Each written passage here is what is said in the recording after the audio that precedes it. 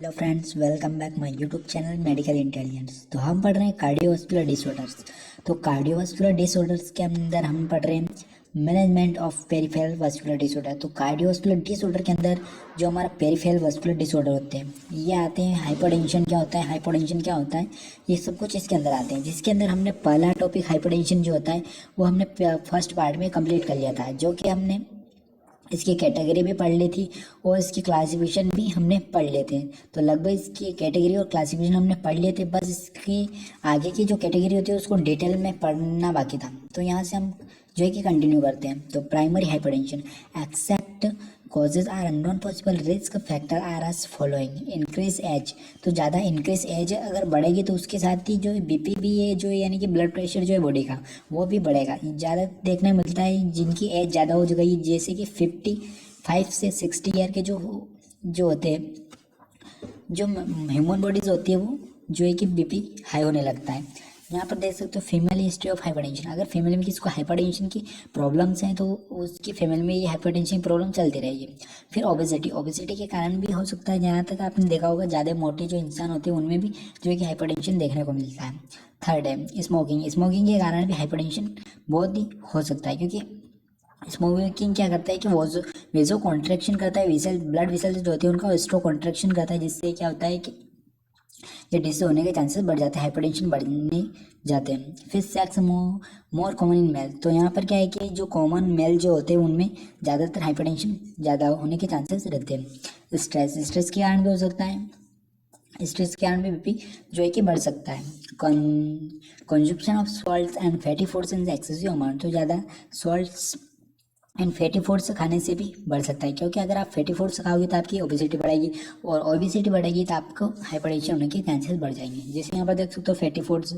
फिर sedentary life style, तो sedentary life style के कारण भी हो सकता है। सेकेंडरी यहाँ पर हाइपरटेंशन, तो it is occurred to any identifiable disease. Cause of secondary hypertension are as followers.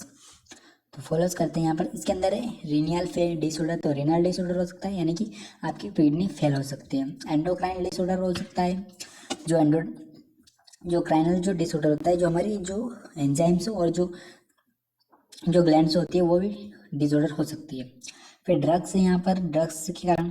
फिर प्रेगनेंसी, न्यूरोजेनिक और अदर्स, इनके कारण भी हो सकता है, या फिर ये कॉजेज हो सकते हैं।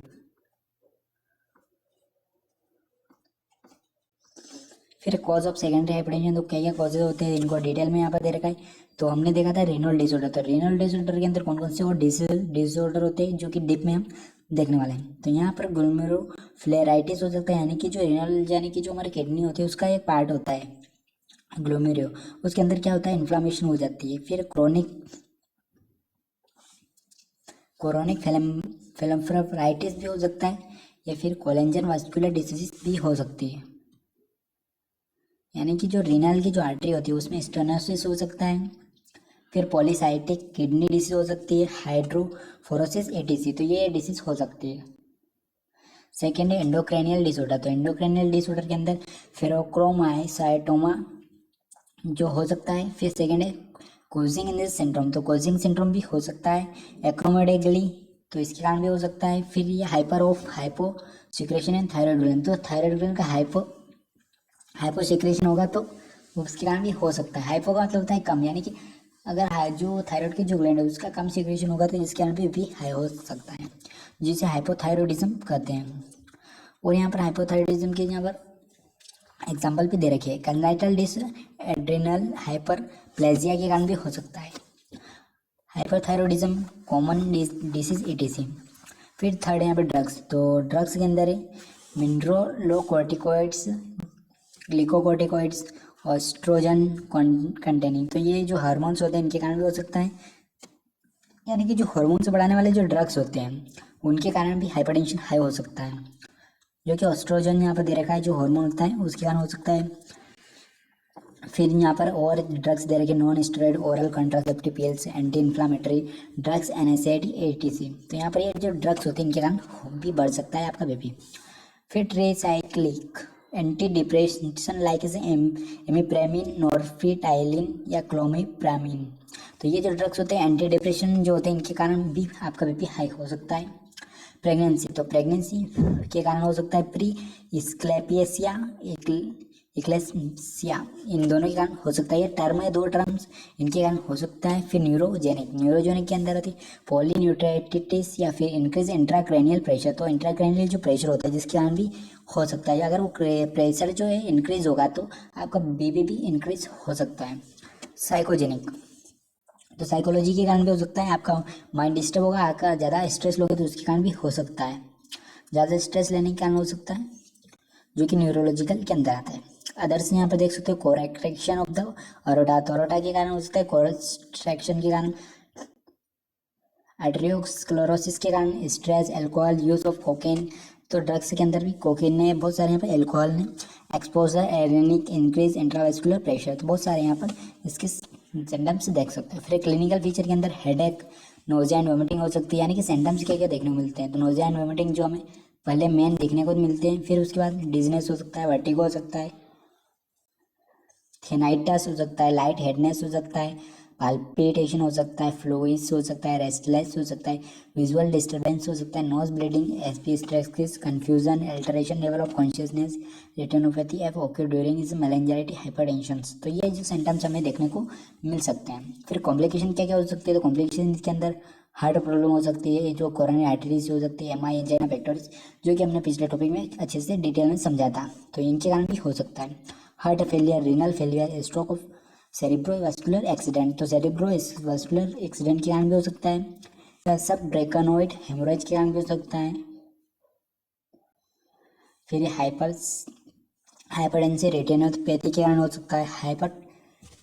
हाइपरटेंसिव इंसेफेलोपैथी के कारण भी हो सकता है। फिर इसकी डायग्नोसिस कैसे करके पता करेंगे कि इसके कारण हो सकता है, या फिर कौन से जो है कि किस डिसऑर्डर के कारण हो सकता है, तो यहाँ पर इसका डायग्नोसिस करेंगे।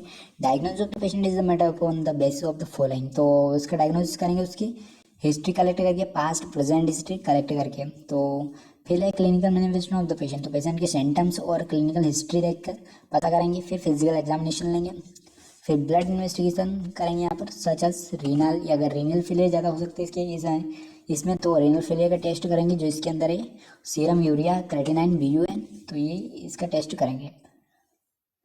फिर आगे है estimation of the serum electrolyte level, तो यहाँ पर इलेक्ट्रोलाइट लेवल भी चेक करेंगे, सीरम कोलेस्ट्रॉल लेवल भी यहाँ पर चेक करेंगे। फिर आगे कंप्लीट ब्लड काउंट करेंगे, कंप्लीट यूरिन एग्जामिनेशन और चेस्ट एक्सरे और इलेक्ट्रोकार्डियोग्राफ करेंगे। इंट्रावेनस फाइक्लोग्राफी करेंगे यहाँ पर। फिर मेडिकल मैनेजमेंट के अंदर फार्मोलॉजिकल ट्रीटमेंट, तो फार्मोलॉजिकल ट्रीटमेंट क्या क्या कर सकते हैं, तो इसके अंदर हम क्या करते हैं, डायूरेटिक्स थेरेपी देख सकते हैं। This drugs is increase excretion of sodium and water by the renal tubules, तो यहाँ पर ये क्या करता है, डायूरेटिक्स जो थेरेपी होती है जिसके अंदर बहुत सारे ड्रग्स होते हैं, जिसका नाम आपने सुना होगा फ्रूसेमाइड, जो कि डायूरेटिक्स के अंदर आते हैं आगे, और हम इनके ड्रग्स के नाम नीचे पढ़ेंगे। तो यहाँ पर ये ड्रग्स क्या होते हैं कि ये क्या करते हैं, सोडियम और जो वाटर जो होता है हमारी बॉडी का, उसका वॉल्यूम कम करते हैं। अगर वॉल्यूम कम होगा हमारी बॉडी में से, तो उससे क्या होगा कि हमारा जो ब्लड का प्रेशर है ऑटोमेटिकली कम हो जाएगा, क्योंकि वॉल्यूम कम होगा तो उसमें क्या होगी, हमारे ब्लड वेसल्स को अच्छे से ब्लड पास आउट करने में हेल्प मिलेगी, तो उससे अच्छा रहेगा, जिससे क्या होगा, सोडियम और वाटर बाहर हो जाएगा, जिससे ब्लड प्रेशर कम हो जाएगा। एग्जाम्पल देख सकते हो, थेनाजाइट एंड थेनाजाइट लाइक डायूरेटिक्स, क्लोरोथायराइज्ड, हाइड्रोक्लोरोथाइज्ड या मेथोक्लोराथाइज देख सकते हो, पॉलीथायराइड थाइजाइड देख सकते हो, या बेंडोफ्लूमेथाइज देख सकते हो, या क्लोरोथाइडोन देख सकते हो, या मेथोलाजोन देख सकते हो, या फिर लूप डायूरेटिक्स के अंदर फ्रूसेमाइड देख सकते हो, जो इसका नाम हमने लिया था, या फिर बुमेथाइनाइड देख सकते हो। फिर पोटेशियम एक्शन देख सकते हो, जो पोटेशियम को भी कम करेगा, पोटेशियम को भी स्क्रेच आउट करेगा। यहाँ पर इन ड्रग्स के नाम देख सकते हो। फिर अगला यहाँ पर बीटा एड्रेजेनिक ब्लॉकर, तो ये ड्रग्स भी यहाँ पर यूज़ किए जा सकते हैं, जो कि रिड्यूस करेंगे पेरिफेरल वेस्कुलर रेजिस्टेंस को एंड मेंटेन करेंगे नॉर्मल ब्लड प्रेशर। तो यहाँ पर इन ड्रग्स के नाम दे रखे हैं, एथेनॉल, प्रोपेनॉल, लेबेटोनॉल, मेथेप्रोपेनॉल, एल्यूबेरोबोनोल, ETC। फिर वासोडायलेटर ड्रग्स भी यहाँ पर प्रोवाइड कर सकते हैं, जो कि वासोडायलेट करने में भी हेल्प करेंगे, जिसके अंदर यहाँ पर देख सकते हो सोडियम नाइट्रोप्रोसेमाइड, हाइड्रोजाइन, डाइजोसाइन मोनोक्साइड, ETC। फिर अगला देखते हैं मैं एंजियोटेंशन कन्वर्टिंग एंजाइम, तो यहाँ पर ये एंजाइम्स जो होते हैं ये भी ड्रग्स फॉर्म में होते हैं जो कि हेल्प करते हैं इनिबिशन करने में, यानी कि रोकने में हेल्प करते हैं ऑफ एंजियोटेंशन 2। तो एग्जांपल देख सकते हो कैप्टोप्रिल, रेमिप्रिल और enalapril etc। Calcium channel blocker drugs यहाँ पर देख सकते हो, this drugs cause vasodilation and reduce peripheral vascular resistance. तो ये वासोडाइलेटर्स हेल्प करते हैं, जिसके अंदर है डायलिटिज्म, वेमेप्रिल, नेक्रोडिपिन, निफेडिपिन और एम्लोडिपिन। तो एम्लोडिपिन का नाम तो आपने सुना ही होगा, जो कि कैल्शियम चैनल ब्लॉकर होती है, जो ज़्यादातर बीपी वाले पेशेंट को दी जाती है। Peripheral acting alpha diadrenergic blocker. These drugs decrease sympathetic to constriction and is produced vasodilators. Example are Lecipril, Doxaprin and Tazocin. तो यहाँ पर central is acting sympatholytics. This drugs inhibits vasoconstriction, stimulation, vasodilation and reduce peripheral vascular resistance. Example देख सकते हो मेथिलेडोपान दे रखा है, क्लोडिपिन etc यहाँ पर दे रखे हैं। तो ये जो ड्रग्स है ये क्या करते हैं, वासोडाइलेशन, वासोकॉन्ट्रैक्शन और स्टिमुलेशन में हेल्प करते हैं ब्लड वेसल्स के। तो इनसे भी काफ़ी हेल्प मिलती है ड्रग्स में। फिर यहाँ पर लाइफ स्टाइल मॉडिफिकेशन। तो लाइफ स्टाइल मॉडिफिकेशन के कारण भी हो सकता है। तो लाइफ स्टाइल मॉडिफिकेशन जिनके अंदर यहाँ पर स्मोकिंग नहीं करना है, यहाँ पर एल्कोहल का कंज्यूम नहीं करना है यहाँ पर, या फिर कि body weight in normal range. तो बॉडी का जो वेट है उसके अकॉर्डिंग ही जो है कि वेट उठाए या ज़्यादा वेट ना उठाए। Avoid consuming society and high fatty diet. तो डाइट जो हाई फैटी डाइट होती है उसको अवॉइड करना है। रेगुलर एक्सरसाइज, सोडियम रेस्ट्रिक्शन करना है, सोडियम वाले जो ज़्यादा जो फूड होते हैं उनका इंटेक नहीं करना है। Avoid emotional stress and be happy. तो यहाँ पर जो स्ट्रेस वाले जो इमोशनल होते हैं उनको जो कि आउट करना है। Avoid using a canned food in possible. तो यहाँ पर अवॉइड करना है फूड वाले फैटी फूड को अवॉइड करना है। Take all this prescription medical regularly on time. तो यहाँ पर क्या होता है कि जो डॉक्टर के द्वारा जो प्रिस्क्रिप्शन की गई मेडिकेशन है वो रेगुलरली लेना है। फिर नर्सिंग मैनेजमेंट असेसमेंट करेंगे यहाँ पर सबसे पहले पेशेंट की हिस्ट्री और उसकी अकॉर्डिंग डाटा कलेक्ट करेंगे यहाँ पर, present history, past history and personal history. Food pattern यहाँ पर हम चेक करेंगे, वेजिटेबल है या नॉन वेजिटेबल है वो हम यहाँ पर चेक करेंगे। फिर यूज़ ऑफ टोबैको, यस या नो, यूज टोबैको यूज़ करता है या नहीं, स्मोकिंग यस या नो, एल्कोहलिज्म यस या नो, फैमिली हिस्ट्री, एक patient is taking any medication. तो पूरी हिस्ट्री यहाँ पर पेशेंट की कलेक्ट करनी है, असेसमेंट करना है, उसकी वाइटल साइन, जनरल स्टेटस, सारे जो उसकी नॉर्मल जो हेल्दी जो लाइफ है उसकी वो पूरी यहाँ पर असेस करनी है। नॉलेज क्या है उसमें, कौन से कितना नॉलेज है, एंजाइटी लेवल कितना है, हाइपरटेंशन कितना है, सारी डिटेल यहाँ पर जो है कि असेस करनी है। फिर इसके अंदर देख सकते हो किस प्रकार से उसको केयर प्रोवाइड कर सकते हो और किस प्रकार से उसको मेंटेन कर सकते हो उसके हाइपरटेंशन को और उसके बॉडी को। तो यहाँ पर देख सकते हो नर्सिंग केयर प्लान बना रखा है। अगर नॉलेज कम है तो नॉलेज डिफिशिएंसी के अंदर यहाँ पर उसकी केयर प्रोवाइड करेंगे और उसका नॉलेज इंप्रूव करेंगे। तो कहीं यहाँ पर केयर प्लान दे रखा है, नर्सिंग केयर प्लान, तो इसके अंदर नॉलेज रिगार्डिंग यहाँ पर दे रखा है, पूरा यहाँ पर अच्छे से डिटेल दे रखी है।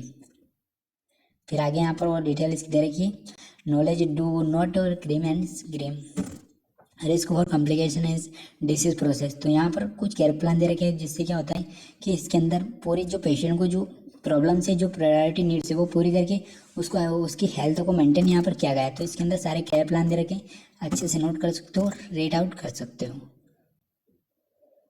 फिजिकल एक्टिविटी से हाइपरटेंशन कम हो गया, ज़्यादा होगा, सारे यहाँ पर उसकी केयर करते हुए उसको पूरा अकॉर्डिंग बताया गया है और उसकी हेल्थ को मेंटेन किया गया है। फिर step is care for hypertension. तो स्टेप क्या होते हैं हाइपरटेंशन की, वो केयर करने की, वो यहाँ पे स्टेप दे रखी है। This steps are care approach for the treatment of hypertension has proved effective in include. तो स्टेज यहाँ पर दे रखी है पहली लाइफ स्टाइल मॉडिफिकेशन। तो सबसे पहले उसका लाइफ स्टाइल जो कि मॉडिफिकेशन करेंगे। उसके बाद reduce of restriction sodium intake. तो सोडियम ज़्यादा ही इंटेक कर रहा है तो उसको अवॉइड करवाएंगे। फिर आगे यहाँ पर जो फैटी फूड्स होते हैं उनको भी यहाँ पर अवॉइड करवाएंगे। मेंटेन बॉडी का वेट जो है कि मेंटेन करवाएंगे उसकी बॉडी के अकॉर्डिंग। रेगुलर एक्सरसाइज का बोलेंगे। फिर स्मोकिंग उसकी जो है कि बंद करवाएंगे। एक बीपी स्टिल हाई, स्टेज 2 यहाँ पर दे रखिए, स्टेज नंबर 2 जिसके अंदर क्या है BP still high then provide following care. तो बीपी के अकॉर्डिंग यहाँ पर क्या है कि उसको केयर प्रोवाइड कराएंगे। लाइफ स्टाइल मॉडिफिकेशन जो हमने कर दिया था, use of single anti hypertensive drugs जैसे diuretics and beta adrenergic blocker. तो ये ड्रग्स हम फिर उसको प्रोवाइड करेंगे, उसका मेडिकेशन करेंगे इनकी मदद से और उसका जो बीपी है उसको मेंटेन करेंगे। स्टेज 3, तो स्टेज 3 के अंदर यहाँ देखेंगे if BP is still high then provide following care. तो इसके अकॉर्डिंग बीपी के अकॉर्डिंग यहाँ पर उसको क्या प्रोवाइड करेंगे, कंटिन्यू लाइफ स्टाइल मॉडिफिकेशन, तो उसकी कंटिन्यू करेंगे लाइफ स्टाइल मॉडिफिकेशन। और थर्ड यहाँ पर इंक्रीज डोज ऑफ ड्रग को Ed second anti hypertensive drugs, तो यहाँ पर सेकंड ड्रग्स हम उसके अंदर जो है कि ऐड करेंगे। अगर उसकी हाइपरटेंशन में कोई मॉडिफिकेशन नहीं हुआ है, अगर उसकी फिर से हाइपरटेंशन में कोई भी जो है कि थोड़ा भी नहीं फर्क पड़ा है, तो उसमें हम एक और ड्रग ऐड करेंगे एंटी हाइपरटेंसिव। फिर फोर्थ स्टेज में देख सकते हो इसमें बीपी इज स्टिल हाई, फिर भी अगर बीपी कम नहीं हुआ है तो फिर सेकंड स्टेज और थर्ड स्टेज यहाँ पर दे रखिए, जिसके अंदर हमने एंटी हाइपरटेंसिव ड्रग्स प्रोवाइड करते हैं और डायरेटिक ड्रग्स भी प्रोवाइड करेंगे। फिर भी यहाँ पर नॉट प्रिस्क्रिप्शन ऑलरेडी, तो उसके बाद भी फिर यहाँ पर हम क्या करेंगे, deep vein thrombosis, it is a thrombo oxygen disease of the peripheral veins, it is a more common female. This is the disease affected more commonly lower limbs and especially venous sinus found in the femoral veins and its calf muscles। तो इसके क्या अंदर होता है, इसकी ये जो disease होती है इसके अंदर क्या होता है, थ्रोम्बोज बन जाते हैं बॉडी में, जो कि पेरिफेरल यानी कि जो हमारे जो निचला जो हिस्सा होता है, जो हमारे पैर होते हैं, वहाँ पर क्या होता है कि वहाँ पर क्लोटिंग जमना शुरू हो जाती है, या फिर थ्रोम्बोज ज़्यादातर हमारे पैरों में ही हो सकता है, जो कि हमारी जो डीप वेन होती है वो, या फिर नीचे वाली जो वेन होती है जहाँ पर ब्लड बहुत ही कम जा पाता है, वहाँ पर थ्रोम्बोज होने के कारण हो सकता है, जिसके कारण भी बीपी हाई हो सकता है, जो ज़्यादातर मेल में देखने को मिलता है, कॉमनली फीमेल, तो ज़्यादातर कॉमनली फीमेल में देखने को मिलता है। इसके कॉजेज क्या है, तो venous stasis, it is more okay due to prolonged immobility, obesity भी इसका कारण हो सकता है, पैरालिसिस भी इसका कारण हो सकता है। पैरालिसिस में आप देख सकते हो कि पेशेंट चल नहीं सकता है, तो उसकी जो पैर जो होते हैं उसमें ब्लड सर्कुलेशन नहीं हो सकता है, जिसके कारण क्या होता है, थ्रोम्बोस होने के चांसेस बढ़ जाते हैं। फिर इंक्रीज कोंगुलेटी, तो इंक्रीज होने के कारण भी हो सकता है इसके अंदर मेलेजेनाइटिस डिसीज हो सकती है, डिहाइड्रेशन के कारण हो सकता है, ब्लड डाई क्राइसिस के कारण हो सकता है। तो यहाँ पर बहुत सारी इसके अंदर डिसीज दे रखी है। फिर इंजरीज के कारण भी उसकी वेन के अंदर थ्रोम्बोस हो सकता है। फिर इसके रिस्क फैक्टर भी यहाँ पर दे रखे हैं, प्रेगनेंसी के कारण हो सकता है, या फिर ज़्यादा टाइम से बेड पर रेस्ट करा हुआ, या ओबेसिटी के कारण हो सकता है। फिर यहाँ पर provide DVT, heart failure, ATC, तो बहुत सारे यहाँ पर इसके रिस्क फैक्टर हो सकते हैं। फिर क्लिनिकल फीचर इसके यहाँ पर दे रखे हैं, तो यहाँ पर इसके क्लिनिकल फीचर देख सकते हो, low grade fever, pulmonary embolism के कारण हो सकता है, redness of warm, cyanosis, positive human sign, बहुत सारे यहाँ पर इसके देख सकते हो। तो डायग्नोसिस के हम वैसे ही करेंगे, क्लिनिकल फीचर्स देखकर या फिर हिस्ट्री लेकर, या फिर वेनोग्राफी जो होती है उसको यहाँ पर देखकर कर सकते हैं, डॉपलर फ्लोमीटर स्टडीज करके, जो कि डॉपलर फ्लोमीटर होता है उससे स्टडी कर सकते हैं, वेनर डुप्लेक्स स्कैनिंग कर सकते हैं। फिर मेडिकल मैनेजमेंट के अंदर यहाँ पर देख सकते हो मेडिकल मैनेजमेंट करेंगे, एनजीओ कोंगुलेशन सचेस करेंगे, हेपेरिन वाफेरिन, तो यहाँ पर जो ड्रग्स प्रोवाइड कर सकते हैं, जो थ्रोम्बोलाइटिक ड्रग्स होते हैं जैसे स्ट्रेप्टोकाइनाइज, रेटाप्लेस, यूरोकाइनाइज, एटीसी, तो ये ड्रग्स जो होते हैं थ्रोम्बोज को जो है कि कम करने में हेल्प करते हैं। ये ड्रग्स यहाँ पर उसको प्रोवाइड करेंगे, वार्म कंप्रेशन प्रोवाइड करेंगे, गर्म जो है कि जिससे ब्लड अच्छे से सर्कुलेशन हो सके। सर्जिकल मैनेजमेंट यहाँ पर देख सकते हो, वेनस थ्रोम्बोटोमी करेंगे, यहाँ पर surgical removal of venous thrombus, तो थ्रोम्बोज जो होंगे उनको रिमूव करेंगे इस सर्जरी के हेल्प से। फिर अम्ब्रेला प्रोसीजर यहाँ पर यूज़ करेंगे। अम्ब्रेला प्रोसीजर क्या होता है, तो in this the process an umbrella like filter and administer in the vena cava, तो वेना कावा होता है उसके अंदर फिल्ट्रेशन करके जो है कि अम्ब्रेला प्रोसीजर स्टार्ट करेंगे, जिससे है कि थ्रोम्बोस को बाहर किया जा सकता है, फिल्टर किया जा सकता है या फिर बाहर किया जा सकता है। नर्सिंग मैनेजमेंट कर सकते हैं यहाँ पर, जो कि एडमिनिस्ट्रेशन करेंगे, असेसमेंट करेंगे, और जनरल हेल्थ स्टेटस जो है कि देखेंगे।